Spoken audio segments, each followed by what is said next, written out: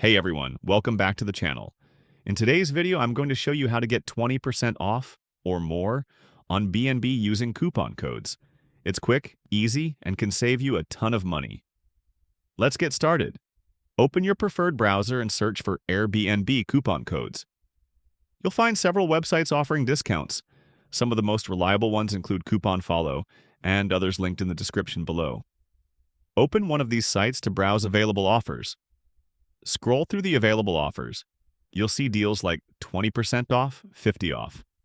Click on the offer you want to use and make sure to check the expiration date to ensure the code is still valid. Once you've found a valid code, copy it and head over to the Airbnb website or app.